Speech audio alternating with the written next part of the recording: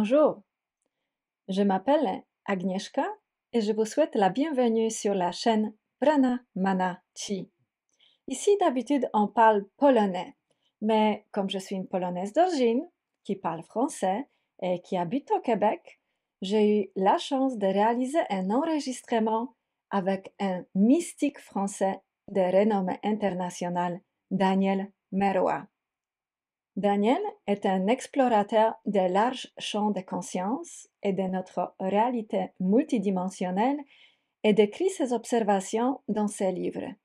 Il est auteur déjà de 40 livres, dont un qui vient tout justement d'être publié en Pologne, Les labyrinthes de karma.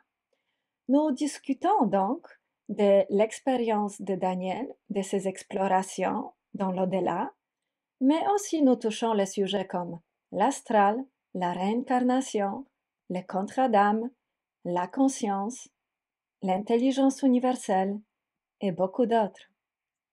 Bon visionnement. Bonjour Daniel. Bonjour Agnieszka. Bienvenue sur la chaîne Pranamanachi. J'ai un immense plaisir de vous accueillir ici dans mon humble espace et d'essayer de vous faire découvrir au public polonais. Aujourd'hui, je suis un lien entre la France, parce que vous êtes un Français, le Québec, parce que tous les deux, on habite dans cette belle province de Canada, le Québec, quoique vous, dans les banlieues de Québec et moi, dans les banlieues de Montréal. Et encore un lien, parce que je suis polonaise d'origine, donc c'est moi qui va vous présenter au public polonais qui est en train de vous découvrir avec un de vos livres, premier publié en Pologne, sur le sujet de karma. Avant tout, Oui. on vous connaît, moi je vous connais depuis des années parce que vous êtes un très très grand écrivain reconnu, vous avez écrit quarantaine de livres. Et vous êtes, vous êtes aussi... Mon 44e, je ne sais pas exactement. 44e livre, wow. Oui. On vous connaît parce que vous êtes, dans notre milieu, on vous connaît, vous êtes un mystique, un philosophe, et vous êtes surtout un très très grand voyageur, et pas seulement sur la Terre, parce que aussi vous explorez les terrains un peu beaucoup plus larges et plus subtils de notre conscience. Et je pense que ça vient de là, l'inspiration de votre ouvrage, de vos livres. Donc, pour vous découvrir un petit peu à notre public polonais, pour vous connaître, moi j'ai le plaisir de vous connaître par le Québec et par la France, mais pas les Polonais. Alors, est-ce que vous pouvez nous raconter un petit peu votre parcours et justement d'où vient l'inspiration de tous les sujets que vous avez traités dans ces quarantaines de livres? Oui, ben c'est toute une aventure. Moi, il faut remonter exactement en je vais faire une histoire courte parce que si je développe, il y en a pour 1 heure rien qu'à parler de ça. Il faut remonter en 1971. Moi, j'étais encore étudiant, dans la ville de Lille, dans le nord de la France et puis un soir, en rentrant de mes cours, je sortais de la fac, je me suis allongé sur mon lit comme ça dans ma chambre d'étudiant et je me suis senti, à un moment donné dans un état de relaxation extraordinairement intense, que je n'avais jamais connu auparavant. Je précise tout de suite que j'avais rien fumé, j'ai jamais rien fumé de ma vie et j'avais même pas pris un petit verre de quelque chose. Donc j'étais parfaitement, moi-même comme ça, mais j'ai eu l'impression à un moment donné d'habiter à l'intérieur de mon corps. J'étais incapable de faire un mouvement et puis tout d'un coup, comme ça, tout d'un coup, sans que je maîtrise quoi que ce soit, je suis sorti en dehors de moi-même. C'est-à-dire, quand je dis: «Je suis sorti», c'est-à-dire que je me voyais et j'étais réduit à 2 yeux, à des oreilles et à ma pensée et cet ensemble œil, oreille, pensée voyait un corps allongé sur le lit de ma chambre d'étudiant et beh, évidemment, c'était mon corps et la première pensée que j'ai eue, c'est de me dire: «Ben, ça y est, tu es mort». Mais ça m'a pas fait paniquer pour autant parce que je me suis dit: «Ça va aller très vite dans ma tête tout ça». Je me suis dit: «Ben, si c'est ça la mort, mon Dieu, c'est pas désagréable, c'est pas dramatique» et puis je me suis rendu compte que dans l'état où j'étais, j'étais dans un autre corps. Mon regard, ma pensée, mon ouïe étaient dans un autre corps, mais qui était lumineux comme, un peu gazeux, enfin je ne saurais pas trop comment dire, éthéré, électrique, je savais pas à l'époque. Et ce corps-là, eh bien, je ne réussissais pas à le maîtriser, c'est-à-dire que il est allé dans le plafond de la chambre, il est allé dans les combles de la maison où j'habitais, et je suis entré dans l'armoire de ma chambre où il y avait mes cahiers, mes vêtements, etc. Puis là, c'est là que je me suis rendu compte effectivement que ma conscience était dans un espace immatériel. Et eh bien, à un moment donné, s'est passé le phénomène inverse. Je me suis retrouvé dans mon corps physique. Puis alors là, ça a été, bon, j'ai mis quelques instants à reprendre possession de ce corps physique qui était un peu comme ankylosé. Et à un moment, et puis bon, quand j'ai pu lever, etc. Et évidemment, ça a été tellement marquant cette expérience que j'ai voulu en savoir plus. Je me suis dit, qu'est-ce que c'est que ça? Où est-ce que ça mène? Où est-ce que ça mène? Et à l'époque, on parlait pas, c'était en 71, on parlait absolument pas de ce genre de phénomène. Il y avait pas de rien. C'était le désert. Et pendant des années, j'ai essayé de reproduire une deuxième fois cet état. Et j'ai fini par y arriver au bout de à peu près 6, 7 ans, en gros, si mes souvenirs sont bons, à me remettre dans cet état je dirais, d'extrême décontraction qui a mené à la sortie du corps de ma conscience, j'appelais ça comme ça. Et j'ai pratiqué ça pendant assez longtemps, jusqu'à maîtriser d'une certaine façon le phénomène, et je me rendais compte que si je pensais en état de décorporation, si je pensais à un lieu que je connaissais, hop, j'avais tendance à m'y rendre spontanément. Alors je me suis amusé à aller faire mes petites vérifications, à aller voir à tel endroit ce qu'il y avait, à donner rendez-vous à des amis, puis à dire ensuite, bah, tu faisais ça à telle heure, etc. Bon. Mais finalement, c'était assez limité parce que ça menait nulle part, quoi. Enfin, ça menait pas à grand-chose, en tout cas.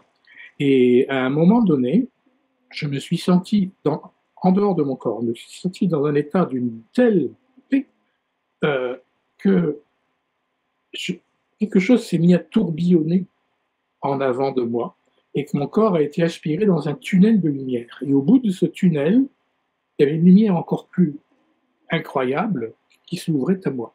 Et je suis entré comme cela dans ce que j'ai appelé par la suite l'univers astral, c'est-à-dire un monde parallèle au nôtre. Un des nombreux mondes parallèles au nôtre, univers dans lequel se rendent les âmes après la mort. Wow. Alors là, bon, je vais m'arrêter là pour cette expérience-là parce que ça peut mener très loin. Et pendant des années, j'ai exploré ce monde-là avec un être de lumière qui s'est présenté à moi. Et ça a donné naissance finalement à un livre qui est sorti en 1980 qui s'appelait à l'époque Récit d'un voyageur de l'astral, qui a eu un énorme succès. J'ai bénéficié beaucoup des médias, ce qui m'a aidé à l'époque. Non pas parce que les médias y croyaient, c'était superficiel de la part des médias, mais parce que j'étais une espèce de bête étrange, d'animal un peu particulier qui était drôle à écouter. Alors voilà, ça a commencé comme ça. Et puis de là, évidemment, à partir du moment où j'ai compris qu'il y avait notre monde physique n'était pas le seul, mais qu'il y avait une série d'univers, on pourrait dire parallèles un peu les uns aux autres, qu'on pourrait comparer à des canaux de télévision en fait. Hein. Il y a des longueurs d'onde différentes et après la mort, eh bien, on se rend sur telle ou telle longueur d'onde, le monde de telle ou telle longueur d'onde, en fonction de notre ouverture de conscience. Et ça m'a amené, évidemment, petit à petit, par la force des choses, à m'intéresser à une réalité à laquelle j'étais pas du tout préparé, parce que moi je suis issu d'une famille catholique chrétienne, comme beaucoup de personnes en Pologne, encore aujourd'hui d'ailleurs, hein, et ça m'a amené, comme je le disais, à m'ouvrir à la notion de réincarnation. Alors, à un moment donné, je me suis rendu compte que ces âmes que je rencontrais sur ces différents mondes, eh bien, à un moment donné, elles repartaient s'incarner. Alors, lorsqu'on me demande, moi, est-ce que tu crois en la réincarnation? Je dis non, j'y crois pas. Je suis témoin. C'est pas une histoire de croyance, c'est que mon chemin de vie a été complètement bouleversé à ce moment-là et j'ai découvert la multidimensionnalité de la vie.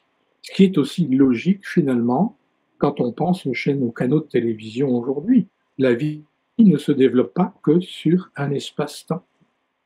Et finalement, ce corps astral, ce corps énergétique que j'avais dégagé, que j'avais appris à dégager de mon corps, eh bien, c'est ce que globalement, parce qu'on pourrait entrer dans les détails, globalement, on appelle l'âme, en fait. Une histoire. Et puis de là, évidemment, eh bien, il y a tout un tas de notions métaphysiques, spirituelles qui en découlent. Et je vous dis, c'était en 1971 la première fois. On est en 2024, alors bon, on fait le décompte des années et évidemment, je ne suis plus du tout la personne que j'étais, à cette époque-là, dans ma vingtaine, c'est clair. Wow! Donc, j'allais vous demander avec quel corps vous voyagez dans l'astral, donc vous l'appelez le corps astral. Oui, le corps astral, c'est un terme générique. Mmh. J'essaie de l'utiliser maintenant, parce que, il a un petit côté ésotérique que beaucoup de personnes, refusent et je peux les comprendre, mais moi je n'avais pas d'autres termes à l'époque, parce qu'il y avait rien de publié là-dessus, ou quasiment rien. Absolument. Quasiment rien. La première fois que j'ai entendu parler de corps astral, c'est quand je suis tombé, à force de chercher, dans la bibliothèque universitaire de Lille, où j'allais de temps en temps, sur un livre qui évoquait cela, mais d'une façon extrêmement vague. Donc moi, c'est le terme qui s'était proposé à moi d'emblée, je l'ai utilisé. Mais bon, voilà, c'est ça. C'est le corps de la conscience. Mais maintenant, le corps de la conscience, il y a plusieurs niveaux de conscience. Et c'est tout ça que j'ai essayé d'investiguer, de rendre compte au fil des livres, là, au fil des décennies. Donc votre conscience se retrouve dans un autre corps qu'on peut Oui, appeler le corps astral pour aller explorer un oui, autre espace qu'on appelle oui, aussi l'astral. Mais oui, on c'est peut dire ça. incroyable. D'où quand vous Oui. explorez, l'espace astral avec votre conscience dans ce corps, vous témoignez, vous êtes un témoin pour nous, justement, de la réalité au-delà de nos sens De physiques. la survie de l'être humain au-delà de la mort du corps physique, absolument. Donc Et pour pour moi, c'est extrêmement important de pouvoir témoigner de cela parce que, comment dire? C'est la base de toute croissance spirituelle. Finalement, heu, il y a pas de grandes leçons de spiritualité à faire, mais si on veut enclencher une réflexion parmi nos contemporains, c'est le genre de témoignage qui peut faire bouger les choses en disant: «Beh, il a exploré, il peut en parler». On y croit, on n'y croit pas, mais moi ce que je peux juste proposer ma sincérité et puis après, beh, les gens en font ce qu'ils veulent, mais il y a une base de réflexion. Parce qu'une fois je veux dire qu'on prend conscience de la réalité de l'âme, du fait que c'est pas simplement une belle idée métaphysique, un concept dont on se sert dans la religion, mais qu'on peut en parler un petit peu plus «concrètement» entre guillemets, bah, c'est là que qu'on peut grandir en réflexion. Et finalement, je me considère maintenant, comme un mystique parce que tout cela, c'est au cœur de ma vie, ça a rempli toute ma vie, ça a tout pris, quoi. Alors évidemment, à l'époque, quand j'ai commencé à vivre ces choses-là, eh bah, mes études universitaires en ont pris un coup. C'est magnifique, vous vivez dans 2 mondes, mais vous êtes comme ça entier, vous avez retrouvé votre vraie nature, la connaissance de la nature de la réalité qui nous entoure et qui nous sommes. Et ce témoignage-là, par votre propre expérience et un spectre beaucoup plus large, accessible pour un commun des mortels, vous nous témoignez dans vos livres, dans ces quarantaines d'ouvrages que vous écrivez depuis des décennies, pratiquement un livre par an, et vous Faut dire expliquez que ça fait ça, faut dire que ça fait ça. c'est ça, et vous expliquez vraiment les notions de base de la compréhension de spiritualité et de la nature, de la réalité dans laquelle on se retrouve. On est perdu. Si on cherche, si on est en quête, de connaissances, de savoir, de compréhension de soi et de notre vraie nature et de la réalité dans laquelle nous nous trouvons, nous sommes souvent perdus parce qu'il y a beaucoup d'informations, il y a trop d'informations. La plupart de nous, en tombant dans les pièges, sur chaque palier, il y a beaucoup de pièges, pour l'être humain et pour l'âme. Mais avec vos livres, et surtout les dernières que j'ai lues récemment et qui est publiées en Pologne, «Les labyrinthes de karma», et c'est pour ça on se retrouve aujourd'hui, on parle de ce sujet, au sujet de ces livres. Je trouvais que vous donnez de très, très bonnes bases, de très, très bonnes notions d'explication des fondements de la spiritualité à partir de laquelle on pourrait vraiment commencer à comprendre. C'est vraiment le travail de ma vie d'essayer d'expliquer d'une façon la plus claire et la plus logique possible, la les réalités du monde subtil et ça m'a forcément amené ça, c'est pas dans le labyrinthe du karma, ça m'a amené tout naturellement à une spiritualité extrêmement large qui englobe toutes les traditions qui finalement vont dans une seule direction, même si ma direction à moi est une direction, et je tiens à le dire ici puisque je m'adresse à des amis polonais, direction qui est très christique. Pour moi, le Christ est au centre de tout, mais il n'appartient à aucune religion. Il est multidimensionnel, C'est une multi conscience christique. voilà. C'est une conscience, globale qui a habité un être s'appelant Jésus il y a 2000 ans. Mais enfin bon, ça c'est tout à fait une autre histoire. Mais je tenais à dire que mon chemin de vie est un chemin essentiellement christique. Oui, et il y a tellement de logique et simplicité dans ça. Souvent, on se complique un petit peu trop dans notre recherche. Et ici, votre expérience de l'enseignant de la langue française, nous aide énormément parce que vous êtes très pédagogue, vous êtes très logique dans le parcours avec un magnifique langue française. Je travaille beaucoup la langue parce que pardon, je vous interromps là. Non, non. Je travaille beaucoup la langue parce que j'estime que quand on vit des choses qui sont très belles, il faut faire tout notre possible pour les retranscrire de la façon la plus belle, la plus exacte possible. Je savourais, votre langage, votre français dans le livre. Le livre, je l'ai lu en français, et j'ai trouvé vraiment le souci de la qualité de la langue. Moi, j'ai apprécié énormément. J'ai appris mon français, à Paris, en France, à la Sorbonne. Donc quand je me suis retrouvée sur la rue, heu, avant que j'ai appris Plus que parfait, le passé simple, Victor Hugo, j'avais un petit peu de la difficulté à comprendre, les gens sur les rues en France, à Paris, à la fac normale. Mais Oui. aujourd'hui avec l'accent québécois, c'est c'est toute une autre chose. J'ai gardé Non, cette question pour la fin, mais je peux la vous poser tout de suite. Comment trouvez-vous, l'accent québécois? bah, je sais plus quoi en penser parce que moi, quand je suis ici, au Québec, bah, comme j'y vis maintenant depuis presque 30 ans, on me dit: «Oh, tu as l'accent français, toi». Puis quand je vais en France, on me dit: «Oh, tu as l'accent québécois». Alors j'ai l'impression que je suis un peu un mix des 2.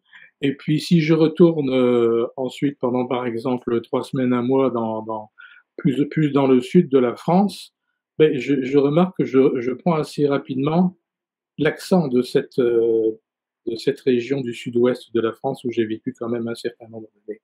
Alors je suis assez modelable, je crois, mais je trouve que l'accent québécois est très semblable à l'accent de l'ancien français. Le Absolument. français du XVIIe, XVIIIe siècle, avec des expressions qui sont vraiment pure crue, là, comme ça. Et moi, c'est ma spécialité quand j'étais étudiant en lettres à Lille, c'était l'ancien français, justement.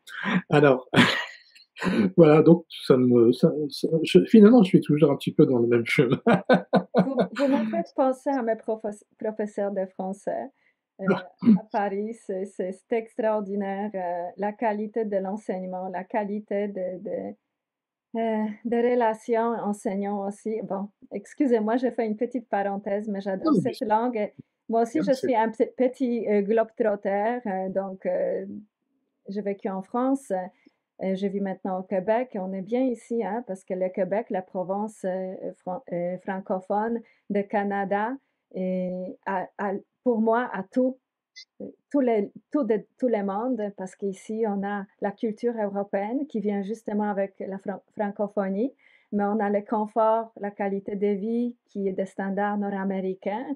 Et aussi, on a une magnifique nature grandiose, pleine d'espace qui nous ressource et qu'on peut oui. en profiter de tout ça. Pour moi, c'est tout en un, donc on profite énormément. Alors, encore une petite question en parenthèse, comment trouvez-vous un accent français, polonais, québécois? Charmant, Merci. c'est charmant et absolument, mais c'est ça colore, il y a quelque chose de beau, quelque Merci chose de beaucoup. Heu, pour moi, c'est la première entrevue les premières entrevues que j'ai fait en français. Donc j'étais un petit peu légèrement stressée au début. Je me disais: «OK, comment ça va aller?» J'aime, faire des entrevues, j'aime avoir des échanges comme ça avec, de magnifiques personnes comme vous. Alors c'est un grand privilège et je vous remercie pour Merci. ces petits voyages qu'on fait ensemble. J'ai lu vos livres, plusieurs. J'ai lu bien sûr Karma. Je vous connais depuis des années. J'ai regardé vos entrevues, tout ce que vous publiez, vos sites, vos conférences.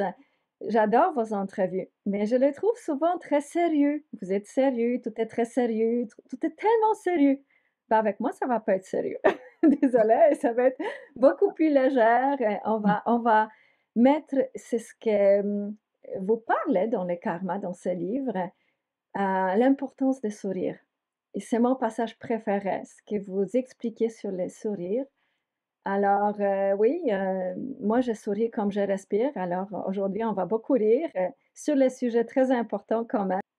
Osons de sortir de cette amnésie, vous avez écrit dans votre livre, sur le karma, en souriant. Oui. Alors, Daniel, le karma, ce sujet dont on devrait parler aujourd'hui pour, amener le public polonais à la compréhension de votre ouvrage. Pourquoi vous avez écrit un livre sur le karma? Pourquoi tel sujet? Et qu'est-ce que pour vous, selon votre expérience de ces terrains subtils de conscience, signifie? J'ai écrit un livre sur le karma parce que je me suis rendu compte qu'il se disait un peu tout et n'importe quoi par rapport au karma. Mais c'est un mot, je ne sais pas comment c'est en Pologne, mais ici au au Québec, au Canada évidemment, en France, en Italie, en Espagne où je suis publié, même en Allemagne aussi, j'ai remarqué que le mot karma était passé dans la conversation courante. Même on entend quelquefois des journalistes à la télévision plaisanter là-dessus. Donc c'est un mot qui est passé dans le langage relativement courant dans un certain nombre de pays. Et puis, mais les gens ne savent pas à quoi ça correspond. Ou alors on en parle de façon négative. On en dit: «Oh bah, de toute façon, si c'est mon karma, je peux rien y faire». Et donc je me suis dit: «Je vais essayer avec mes connaissances à moi d'en parler d'une façon relativement rationnel. Évidemment, parler du karma, entreprendre de parler ou de lire quelque chose par rapport au karma, ça présuppose, de parler de réincarnation. Parce que s'il y a pas de réincarnation, le karma, ça veut rien dire, hein. Le karma, c'est un bagage que l'on transporte d'une vie en vie et c'est un peu un jeu de cartes avec lequel on joue, on a des bonnes ou des moins bonnes cartes et on essaie de faire ce qu'on peut avec. Donc, mais je ne demande pas aux gens, et c'est pour ça que je crois que c'est bien que ce soit ce livre-là qui soit publié en premier en Pologne, je ne demande pas pour que les lecteurs de ce livre, Le labyrinthe du karma, adhèrent à la notion de karma, parce que c'est à la notion de réincarnation. Parce que ça, on ne peut pas y adhérer, je veux dire, on peut pas je veux dire, c'est pas quelque chose qui se force, où on trouve sa logique à un moment donné, ou alors on dit non, c'est pas mon affaire. Je propose simplement au lecteur de dire bon, essayons de réfléchir d'une façon un peu parallèle, et disons-nous, avant d'entamer ce livre, en disant ben, pourquoi pas, je joue le jeu. Je joue le jeu. Puis si le fait de jouer ce jeu-là, il peut m'expliquer certaines choses de la vie en général, ou de ma vie, eh bien tant mieux. Alors c'est la démarche qui a été la mienne. J'ai essayé comment dire, de faire en sorte que l'on ne voit pas ce bagage que l'on transporte d'une vie à l'autre, soit quelque chose de négatif. Parce qu'on parle toujours du karma de façon négative en général, hein, comme d'une espèce de sac à dos qu'on aurait et qu'on prendrait d'un corps à l'autre, d'une vie à l'autre. Mais non, c'est un jeu de cartes. Je reviens à leur faisant en sorte que J'ai perdu. dans la vie présente, celle que nous avons, que nous vivons, eh bien, nous fassions du mieux possible avec ce jeu de cartes. Et quand on a des mauvaises cartes ou des cartes qui paraissent moins, moins agréables, moins fortes que d'autres, eh bien, qu'on essaie de comprendre pourquoi et qu'on essaie d'en tirer le meilleur parti. C'est ma démarche. Et essayer de faire en sorte que finalement, quand on a un certain nombre d'obstacles dans notre vie qui pourraient correspondre à un bagage karmique, essayer de comprendre comment on peut, au lieu de voir ça négatif, comment on peut en faire des matériaux de construction pour nous améliorer. Très souvent dans une vie, on a toujours le même type d'épreuves qui qui qui viennent nous être soumis. Ça peut être, je ne sais pas moi, ça peut être des accidents, ça peut être des divorces, ça peut être, je ne sais pas, des maladies répétitives et cetera. Pourquoi ça nous revient? Bon, alors je propose des réflexions par rapport à ça et puis des méthodes aussi. Il y a des petites techniques que je propose pour essayer d'identifier l'éventuelle raison de telle ou telle chose qui revient de façon répétitive dans nos vies. Donc, je reste pas simplement dans une théorie de réflexion, je propose des outils d'avancement, des outils d'investigation en soi, en fait. On avait un petit souci des technologies, mais c'est pas grave, on est plus fort que ça. Daniel, on parlait de karma et vous avez bien expliqué déjà le sujet et votre expérience sur la compréhension de karma. Mais nous, comme on pense karma, souvent, comme vous avez dit, le mot est surutilisé un peu partout, on a la tendance à croire que c'est quelque chose de très mauvais, que c'est une conséquence, c'est une punition, c'est la loi de cause à l'effet. Dans votre livre, Labyrinthe de karma, vous donnez quand même une compréhension de karma pour la rendre un peu plus positive. Vous avez une autre démarche. Pouvez-vous nous en parler un petit peu de ça?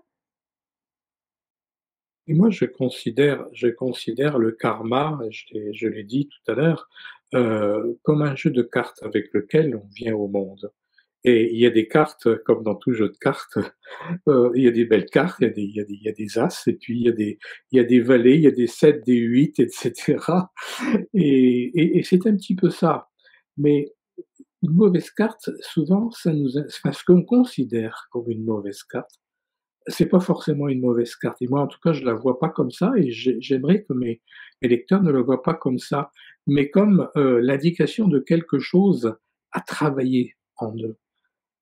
Parce que c'est facile d'avoir des belles cartes là, et bon, on est beau, riche, en bonne santé, et cetera, mais, il y a pas que ça dans la vie. Il se peut qu'on ait des choses qui soient répétitives dans une existence, des je veux dire des échecs dans tel ou tel domaine, des maladies, qui se répètent, des divorces, des ci, des ça. Bon, on sait de quoi une vie peut être faite, et dans mon ouvrage, eh bien, j'essaie d'expliquer de quelle fa de comment, par des petits exercices. Je propose des petits exercices pour essayer de lister, en fait, tous nos points forts et tous nos points faibles, et en rapprochant nos points forts et nos points faibles, d'essayer de faire comprendre dans quel ou quel domaine, eh bien, nous avons à travailler sur nous dans cette existence. Je sais que le mot travail est pas beau, là, ça fait fuir du monde, et dans quel ou quel domaine on pourrait dire, on est sollicité par notre chemin de vie pour, grandir intérieurement et pour comprendre le pourquoi et le comment de tel ou tel handicap ou de telle ou telle facilité. Parce que le karma, comme je le disais tout à l'heure, c'est pas juste quelque chose de négatif, c'est un ensemble. C'est une palette de couleurs avec laquelle on vient au monde et avec laquelle il nous faut jouer. Voilà. Alors j'essaye le plus rationnellement possible d'expliquer tout cela en demandant à chacun, eh bien, même si vous ne croyez pas à la réincarnation, parce qu'on ne peut pas obliger à croire à la réincarnation, essayez de jouer le jeu, le temps de lire le livre, et puis de vous poser les questions et d'y trouver comment dire, une forme de rationalité, ou du moins une possibilité d'expliquer quel est notre chemin de vie et pourquoi tel ou tel événement répétitif. À quoi ça sert? Parce qu'une vie, ça sert à quelque chose. On n'est pas juste né, je crois, pour naître, vivre et puis mourir et puis point final. C'est pas ça, c'est une école, la vie, c'est une école, et c'est beau de comprendre comment fonctionne cette école et de ce que les enseignants, qui sont tous ceux qu'on leur rencontre dans notre vie, parce que chacun est un enseignant pour l'autre, ce que les enseignants que nous sommes les uns pour les autres, heu, apportent et nous apportent, et c'est comme ça, je crois, qu'on peut faire un véritable chemin, un chemin d'âme, un chemin spirituel, et éventuellement, comment dire, avoir un regard porté sur ce que j'appelle un contrat d'âme. Pourquoi nous sommes venus en ce monde? Qu'est-ce que nous sommes venus y faire? Quel est notre plan de route? Alors ce livre, c'est une invitation à ça, en jouant le jeu, eh bien, de la réincarnation, rien de plus. On peut considérer ça comme un jeu, mais je crois que ça peut être un jeu assez éclairant. Et c'est toujours bon de se poser des questions. Donc, vous nous témoignez par votre expérience dans l'au-delà qu'en effet, il y a de la réincarnation, qu'il y a une karma, mais il y a aussi ce que vous venez de dire, un contrat d'âme. Donc, nous sommes dans une évolution consciente et chaque vie est une autre classe, un autre enseignement, et un autre Oui, parcours. Et pour chaque vie, notre âme a un parcours, a une feuille de route, comme vous dites, a un contrat, une programmation, quelque chose de spécifié qu'elle devrait absorber, apprendre, réévaluer et travailler, comme vous dites, pour pouvoir évoluer, pour se retrouver dans sa vraie nature. oui. Donc, vous nous parlez de ces contrats d'âme. Est-ce que ces contrats, chacun de nous peut savoir quelle est notre feuille de route pour cette vie-là? Quel enseignement? Quel est le but? Quelle est notre mission? Est-ce que chacun de nous pourrait la trouver, cette feuille de route? Et est-ce qu'on peut aussi la un peu modeler, changer, améliorer? Qu'est-ce que vous en pensez? Et je crois que l'on peut je dis pas que chacun de nous peut nécessairement trouver ou identifier son contrat d'âme, mais je propose dans ce livre justement un ou 2 outils qui permettent d'approcher, d'avoir une idée la plus juste possible de ce que nous sommes venus faire sur terre, de ce que nous sommes venus faire mûrir, rectifier, améliorer en nous, à la fois pour nous, puis pour les autres aussi, parce qu'on est tous interdépendants, comme je le disais à quelques instants. Alors, est-ce que ça veut dire le fait qu'on ait un contrat d'âme, c'est-à-dire une mission de vie terrestre? Mission, ça peut paraître grandiloquent comme terme, mais chacun a sa propre mission, je crois. Je crois que c'est sa propre route, sa propre trajectoire. Est-ce que ça veut dire que cette trajectoire-là, elle est fixée à jamais? Est-ce que ça veut dire qu'il y a une espèce de, comment dire, de fatalité finalement? Non, vraiment pas. D'après ce que j'ai pu comprendre de toutes mes investigations, là-haut, je devrais dire, et dans les mécanismes, de la vie, non, il y a très certainement, j'ai pu le constater, des grands carrefours par lesquels nous sommes amenés à passer. Et ces grands carrefours sont déterminés par l'histoire de notre âme. Mais c'est comme si on disait: «Eh bien, nous partons par exemple de Paris et puis on va aller à Varsovie», hein. Bon, pour aller de Paris à Varsovie, Paris ça ou Varsovie, ça peut être bon, mettons ça du côté polonais. On va de Varsovie à Paris. Varsovie, ça peut être notre point de naissance et puis, Paris, notre point de mort, de décès. Je préfère dire décès plutôt que mort parce que la mort, pas vraiment, ça n'existe pas vraiment pour moi. Bon, ben, il y a plusieurs façons de se rendre de Varsovie à Paris. On peut prendre, le train, on peut prendre la voiture, on peut prendre l'avion, on peut y aller à pied, on peut y aller à vélo, on peut passer par telle ou telle ville. Il y a peut-être des villes par lesquelles on ne pourra pas éviter de passer, mais il y a aussi des itinéraires bis qu'on peut emprunter. Alors c'est là où comment dire, notre libre arbitre existe. Pour aller d'un point A à un point B, il y a une multitude de façons de s'y rendre, et s'il y a des points qu'on ne peut pas éviter, eh bien, il y a des itinéraires parallèles. Et là, eh bien, on joue avec notre individualité, nos idéaux, nos faiblesses, etc. C'est dans ce domaine-là, je crois, que la liberté est laissée. Et puis, je crois aussi, et ce que j'ai constaté, quelquefois en suivant plusieurs personnes dans leur processus de réincarnation, que plus notre conscience s'est déployée, plus elle s'est déployée d'une existence à l'autre, plus notre marge de manœuvre, donc notre marge de liberté, notre capacité de choix est grande. Ça me paraît absolument important. Un être dont la conscience est très déployée aura beaucoup plus de liberté quant à son chemin de vie que quelqu'un qui se comporte encore finalement une existence à l'autre comme un petit enfant. Je prends souvent l'exemple des parents qui accompagnent, un enfant à l'école, par exemple. Quand c'est un petit enfant, on le prend par la main, on va au passage pour piéton et puis on lui fait traverser et cetera. Puis il grandit et on finit par le laisser aller tout seul et il va il va prendre son propre itinéraire pour aller à l'école, l'enfant un peu plus grand, puis l'adolescent. Puis à l'âge adulte, mais il fait ce qu'il veut. C'est un petit peu comme ça pour les âmes. Plus elles sont matures, plus je dis les guides de la vie, parce que nous avons tous des guides. On appelle ça quelquefois des anges gardiens. On peut les appeler comme on veut, peu importe. C'est pas des anges. Souvent, ce sont des êtres comme nous, mais qui sont un peu plus matures dans leur conscience. Mais ça, Nous avons excusez-moi, guides. Daniel, mais ça serait pas notre conscience supérieure, ces guides-là? Parfois, c'est notre conscience supérieure. Bien sûr. Mais jusqu'à un certain point de croissance, il y a des êtres dans ce qu'on appelle l'au-delà, dans les mondes de l'au-delà, qui ont aussi ce rôle de professeur, c'est-à-dire de parent, d'aider un peu. Tout ça, c'est une question évidemment de croissance. Et plus notre Daniel, conscience grandit, excusez-moi, oui, mais étant donné que vous avez touché à ce sujet, je voulais vous quand même poser cette question-là pour éclaircir. Ces guides-là, est-ce qu'on peut vraiment leur faire 100% confiance dans l'au-delà, dans l'astral, ou ils sont vraiment 100% évolués et supérieurs de nous ils sont autres? pas 100% évolués, ce sont des êtres comme nous, souvent généralement un peu plus grands dans leur conscience, qui jouent le rôle de professeur. Mais on sait très bien, dans la vie, un professeur, ben, ça peut plus ou moins y voir clair aussi, c'est certain.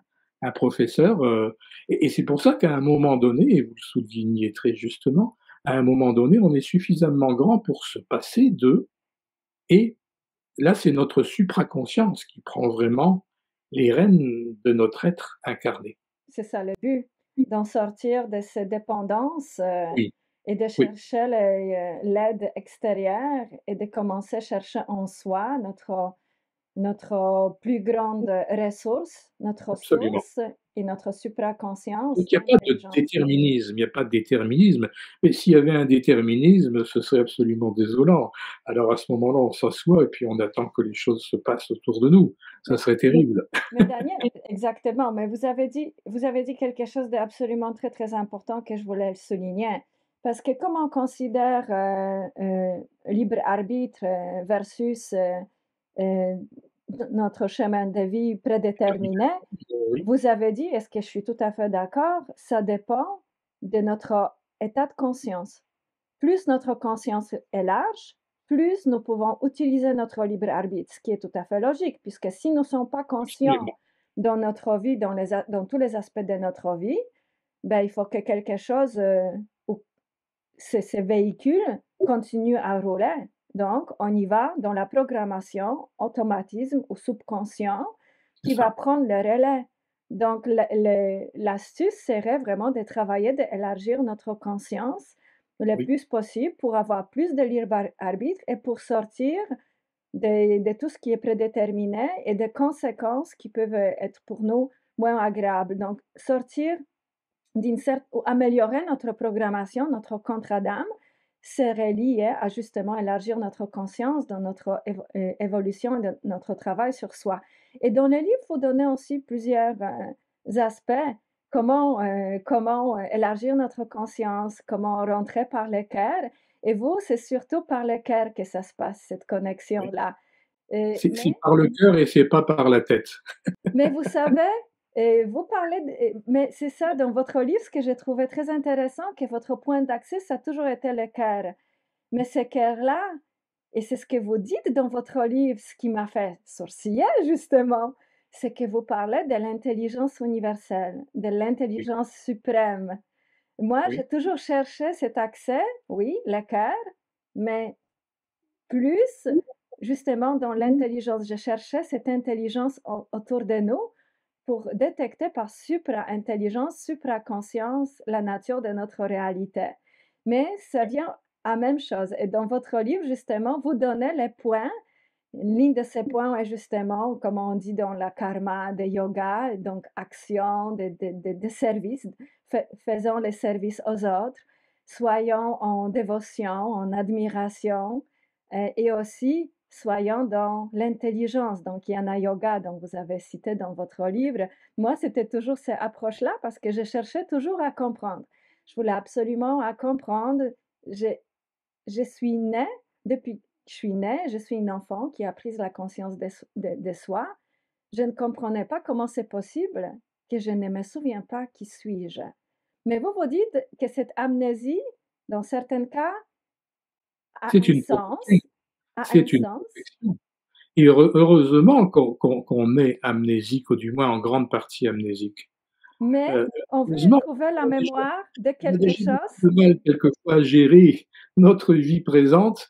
Imaginons qu'on se souvienne en se réincarnant de tous nos liens du passé, de ce qu'on a fait, dont on est satisfait, dont on n'est pas satisfait. Quelle pagaille ça serait dans notre tête! Mais Ce la serait absolument mémoire, impossible. l'amnésie qu'on refuse, la mémoire qu'on essaye de trouver, c'est pas seulement qui nous étions dans les vies précédentes, dans nos égos Non, c'est ça. précédentes, Ça ne sert pas à grand chose, voire ce serait un obstacle. mais ce que nous voulons retrouver, c'est la mémoire de qui nous sommes. La mémoire de qui nous sommes profondément. C'est la question Exactement. de ma vie. Oui, il y a quelque chose qui pour moi a été une, une révélation dans ma vie, mais il y a déjà ça bien des moments. La religion nous dit toujours: «Dieu est partout», quelles que soient les religions d'ailleurs, hein. Dieu est partout. Alors, si on considère que Dieu est partout, bah, il y a pas de moitié de partout. Partout, c'est partout. Ou alors non, mais c'est vrai. Donc la présence divine, qu'on l'appelle comme on veut, d'une tradition à l'autre, on baigne dedans constamment, constamment, constamment. Et le jour où j'ai eu ma «révélation» entre guillemets, c'est je me suis dit: «Mais si c'est ça, alors l'air que je respire en ce moment, c'est la présence divine». Absolument. Et ça amène à poser un regard, je veux dire, un rapport complètement différent avec la vie. J'inspire et c'est le divin, c'est les orientaux appellent ça le prana. Mais au-delà du prana, il y a l'akasha, cette mémoire universelle qui enregistre tout. Ça, c'est la présence du divin dans notre monde. Alors, en me rendant un peu plus conscient de ça, il ne s'agit pas d'en faire une fixation mentale, c'est pas le mental qui joue là, c'est le ressenti cardiaque. Oui, il n'y a pas un instant où je sois coupé du divin. Et le divin, pour moi, c'est le christique, le Christ au niveau universel, le Christ cosmique. Et ça, ben, c'est le cœur qui le ressent. C'est pas une histoire. On parlait tout à l'heure, vous parliez tout à l'heure de niveau de conscience. Mais il y a bien des gens qui sont extrêmement cultivés, qui se prétendent extrêmement intelligents, qui sont bourrés de diplômes, et j'en connais, mais qui ont un petit niveau de C'est ça. conscience, comme ça. Et ils comprennent pas quand on leur parle de niveau de conscience, ils comprennent pas. Il y a pas si longtemps, j'étais avec une personne lors d'un repas qui est bourré de diplômes, on peut dire bardé de diplômes, on peut difficilement faire plus et je lui avais offert un de mes livres comme ça, sachant très bien que bon, j'avais pas beaucoup de chance. Puis elle me sort comme ça à table: «Oh j'ai commencé ton livre, mais au bout de 50 pages, j'ai refermé parce que j'y comprenais rien». Et je me suis ri de nu pour lui dire: «Mais c'est parce que tu avais pas le niveau». Je voulais dire pas le niveau de conscience. J'ai pas voulu faire un scandale ni la blesser. Mais en fait, c'est ça. Ça n'a rien à voir avec le niveau d'intellect. Absolument. Rien à voir, Ça rien à ouvre voir. Je l'intelligence vois par supérieure. exemple des gens extrêmement simples qui n'ont pas été beaucoup à l'école, qui n'ont pas particulièrement de culture ni rien, ni d'instruction. Et ils dévorent ces livres-là, ils entrent dans ces sujets-là avec une facilité déconcertante. Alors voilà, c'est ça, ça paraît contradictoire, mais ça n'a rien à voir. On peut naître dans des conditions avec des capacités très humbles et puis avoir une capacité d'ouverture de conscience et le cœur, ben, n'en parlons pas, c'est le chef d'orchestre. C'est magnifique. Heu, Daniel, j'avais encore quelques petites questions, si vous me permettez, malgré notre retard. Ici, vous nous avez parlé que l'astral est absorbé par toute cette présence divine, que c'est partout et dans vos livres, vous expliquez, d'une magnifique manière c'est quoi le divin pour vous. Et oui, vos livres, il faut rester concentré. C'est magnifique, le langage est beau, les concepts sont vraiment logiques et très, très bien expliqués. Ça nous ouvre justement la conscience et ça nous amène vers intelligence supérieure, mais il faut rester concentré. Et je voulais vous demander par rapport de l'astral, que vous expliquez qui absorbait par la présence divine. Est-ce que vous percevez quelque chose de au-delà de l'astral? Mais bien sûr, l'astral, c'est un terme pratique. Il y a une infinité de mondes comme ça qui s'emboîtent les uns dans les autres. Et plus notre conscience grandit, plus elle monte, plus elle va vers ces strates de vie. En fait, j'appelle ça des strates de vie. Je me dis, j'utilise quasiment plus le mot astral aujourd'hui parce que c'est un mot générique. En premier livre, je parlais de base astrale, moyenne astrale, astrale supérieure. C'est C'est important à comprendre ça. une façon de dire les choses et c'est la moi je débutais dans ma réflexion lorsque j'ai écrit ce livre-là, parce que j'ai fait mes premières expériences. Maintenant, je ne vois plus tellement les choses de la même façon, mais néanmoins, c'est une façon qui permet quelquefois de c'est un système de référence, en fait, qui permet de comprendre que la vie est multicouche et que ça plus on grandit en nous-mêmes, plus on ascensionne d'une certaine façon faire des mondes qui sont de plus en plus de lumière et on est de plus en plus en connexion avec le sacré fondamental, avec le divin. Donc il y a différents plans, il y a au-delà de l'astral qu'on Oui, il y connaît. a le c'est ça, il y a si on emprunte par exemple un vocabulaire, comment dire, oriental, on pourra parler de Kamaloka. Le Kamaloka, c'est par exemple ce qu'on appelle les mondes où on reste encore attaché au désir, au besoin de se réincarner et cetera et cetera. Puis au-delà du Kamaloka, on pourra parler du Devachan. Devachan textuellement, c'est la demeure des dieux. On parle pas des c'est une façon de parler. On parle de mondes dans lesquels la réincarnation n'est plus une nécessité, parce qu'on est entré en complétude avec soi-même, mais où généralement, on continue de se réincarner pour aider autrui. Donc nous sommes assujettis au karma, à la réincarnation, à la programmation dans l'astral. Mais notre but, ça serait d'absorber, de comprendre ces notions.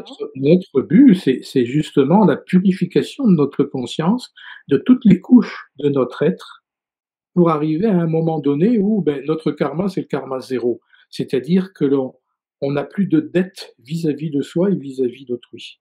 Et il n'y a plus nécessité de C'est là réincarnation. où il y a une forme de réintégration dans un espace beaucoup plus divin, où on peut choisir, et c'est ce que font la plupart de ceux qui parviennent là, à se réincarner quand même, mais volontairement, pour servir l'humanité dans sa croissance. On appelle ces êtres-là des bodhisattvas. Excellent. C'est ce que je voulais entendre.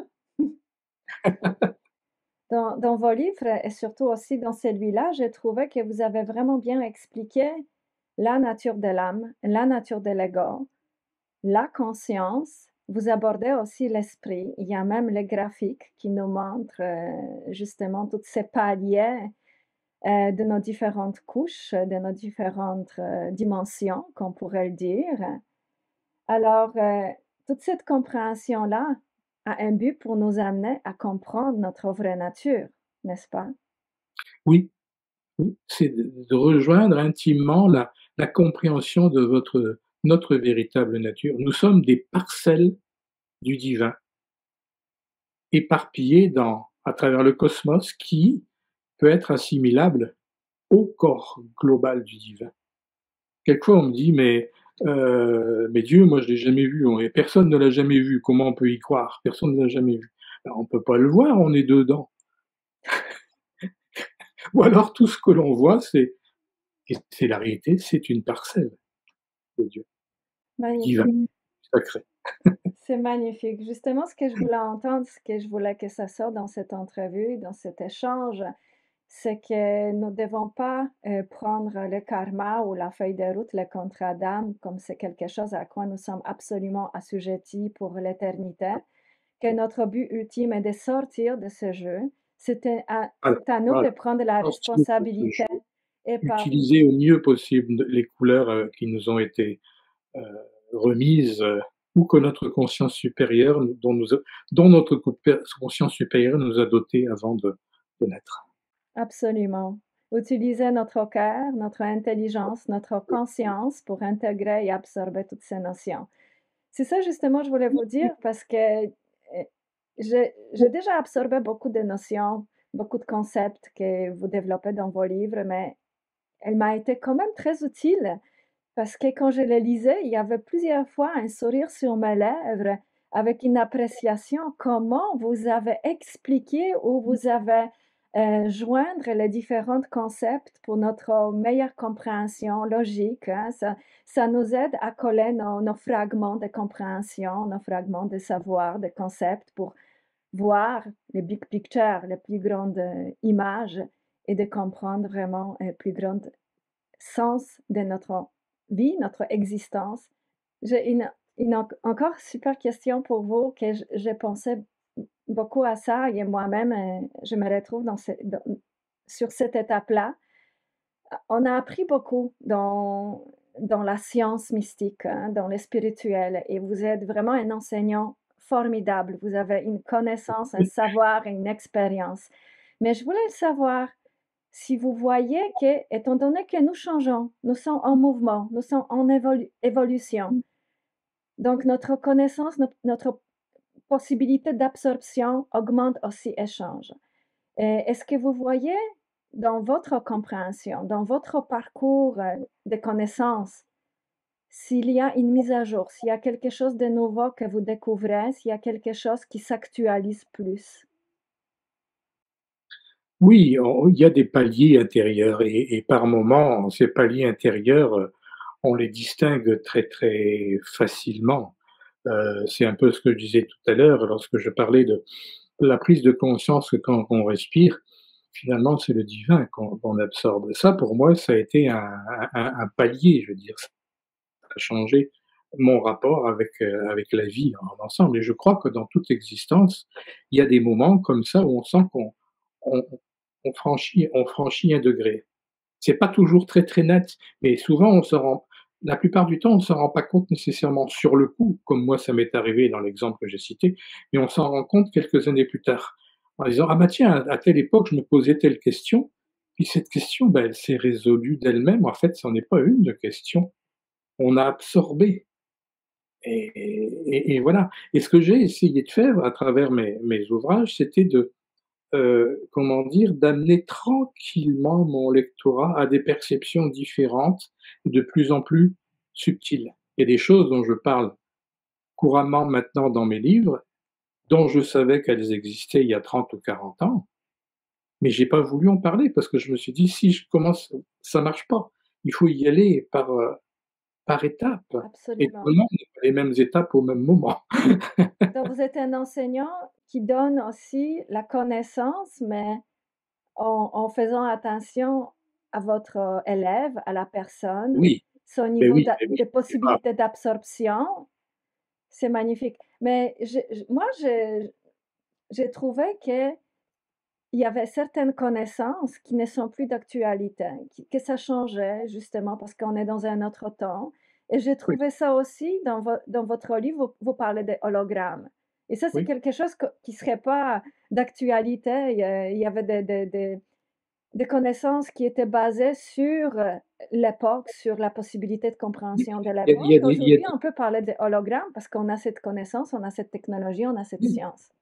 il y a des découvertes, il y a des découvertes scientifiques qui permettent d'avancer dans la compréhension subtile de certaines choses. Ça, c'est certain. Par exemple, je vais prendre un exemple tout simple. Heu, Comment l'aborder? Quand on fait quelquefois des recherches sur internet, on nous dit: «Est-ce que vous acceptez les cookies?» C'est un terme qu'on connaît depuis quelques années. Qu'est-ce que c'est que les cookies? Ce sont des petites insertions publicitaires qui résument en fait les recherches que nous avons faites antérieurement sur internet. Il y a une intelligence informatique qui capte tous nos points d'intérêt, qui va les rassembler et qui, à un moment donné, va ressortir des publicités pour dire: «Vous vous intéressez à ça, vous vous intéressez à ça». Eh bien, en ce qui concerne la réincarnation, c'est exactement la même chose. Exactement la même chose. Dans certaines existences, nous avons développé des centres d'intérêt. Ces centres d'intérêt, c'est pas le karma, je parle pas du karma, mais des points de focalisation de la conscience. Et en Orient, on appelle ça les traces de samskara. Mais les traces de samskara, toutes ensemble, eh bien, elles viennent nous rechercher dans notre vie, c'est-à-dire qu'elles sont nos capacités. Pourquoi est-ce qu'on s'intéresse à tel domaine plus qu'à tel autre? Pourquoi est-ce qu'on réussit mieux là que là? Peut-être très bien parce que ces traces de samskara, ces cookies, on les a fabriquées dans une autre existence. Alors c'est là où quelquefois où les, les, les découvertes informatiques ou scientifiques viennent en concomitance avec le questionnement spirituel. L'un permet d'expliquer l'autre. Absolument. Magnifique. Euh, je voulais vous demander, votre livre Labyrinthe de Karma est disponible et édité par notre ami Shimon, qu'on salue d'ailleurs, Indigo Book. Donc, vous pouvez, pour la communauté polonaise, la Et trouver je la sur... remercie aussi. Je remercie toutes les éditions Indigo. C'est magnifique d'avoir pris le risque, je dis bien pris le risque finalement d'éditer mon travail. C'est magnifique. Shimon est comme ça. Il découvre, il cherche les auteurs comme vous dans ces sujets-là. Beaucoup justement qui vont travailler, nous aider à travailler, à élargir notre conscience. Donc, indicobook.pl. Mais pour la francophonie, vous avez un site internet avec tous vos livres. Pouvez-vous aussi nous dire Oui, oui, celui? oui. Je ne sais pas si la page polonaise y est déjà Oui, créée, mais si oui, elle est créée. Hein. Et c'est danielmeroy.com tout simplement. Tout et votre simplement. édition, Je ne vais jamais la voir parce que se regarder soi-même, bon. et votre maison d'édition, c'est Oui, comment? j'ai un ami qui s'occupe de tout cela et qui le gère très très bien. Et je l'en remercie. Et votre maison d'édition aussi? C'est le Passe-Monde, édition Le Passe-Monde, pour Le passer les mondes. Passer le monde, c'est merveilleux. Je voulais nous amener à voir justement ces livres hein, et on peut vraiment trouver beaucoup de réponses et beaucoup d'aide dans notre propre compréhension. Quelquefois, on nous dit quelque chose, on lit quelque chose, mais on n'est pas encore prêt à absorber. Justement, la différence de voir de l'au-delà de ce monde physique, de nos limites, c'est l'absorption de tous ces concepts par notre expérience, par la conscience, par l'intelligence supérieure. Mais il y a quelque chose qui arrive à un moment donné qu'on commence à absorber les notions et voir justement plus de la réalité qui nous entoure, à comprendre plus. Mais tous ces outils sont vraiment utiles et incroyablement nécessaires pour nous aider à nous retrouver, à nous Mais c'est recoller. pacifiant. En réalité, c'est très porteur de sérénité et de pacification. Une dernière question. Des drôles de bruits que vous entendez ici, un ronflement, c'est mon magnifique chien cavalier King Charles. Ah, Il est toujours avec moi et quand je le regarde, la belle vie qu'il mène, je me dis, mais voyons donc, une vie confortable comme ça, sans payer les factures, toujours souriante, faire de magnifiques balades, mais c'est une âme en vacances. Nous, on doit vraiment élaborer, on doit vraiment oui, travailler, faire le ménage et apprendre. Lui, oui. c'est easy going, c'est facile. Mais par ma propre curiosité, dans ma propre absorption, pouvez-vous me dire et me rassurer, est-ce que les animaux ont bel et bien une âme? La question se pose même pas pour moi. C'est une évidence absolue. Ils proviennent de la même source que nous et ils vont vers Même le but. même point d'arrivée que nous en prenant un autre chemin, c'est tout. C'est tout. Et J'ai écrit un livre sur ce sujet qui peut-être un jour paraîtra en Pologne. Ça s'appelle Le peuple animal. le peuple animal, oh, ben, je le commande alors. Mais Daniel, je me suis souvent posé la question, voyons, d'être un être humain, est-ce que c'est le gain sur la loterie? Est-ce que c'est normal d'être tout de C'est une suite histoire un être humain? d'évolution. Pourquoi C'est une histoire d'évolution. c'est ça, pourquoi je suis une Agnieszka et je suis pas un animal? Il me semble Parce déjà, que, parce que les êtres humains que nous sommes sont passés dans des temps immémoriaux par des niveaux de conscience de type animal. Ça ne veut pas dire qu'on ressemblait à un chien, un chat ou un perroquet, mais qu'on a expérimenté le niveau de conscience qui est le leur actuellement. Et eux, quand ils entreront dans une vague de création, je parle de vague de création, un concept nouveau, on ne peut pas l'aborder maintenant. Quand ils entreront dans une vague de création au-dessus de la leur, une nouvelle vague de création, ils acquerront petit à petit, ils feront grandir une conscience de type humain. Ce qui ne veut pas dire que nous ressemblerons. C'est une succession dans l'ascension vers le soleil, en fait.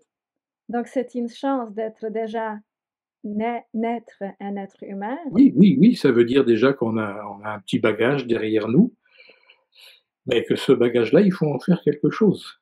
Faisons l'honneur à cet être humain, cette chance d'avoir déjà cette intelligence, cette évolution, cette conscience, parce que ça sert à ça, de comprendre Oui. qui nous sommes Et et on s'en sait aussi sortir. que c'est pas l'aspect physique qui fait l'humain, parce qu'on voit très bien que certains animaux, très certainement, se comportent de façon beaucoup plus humaine que certains humains.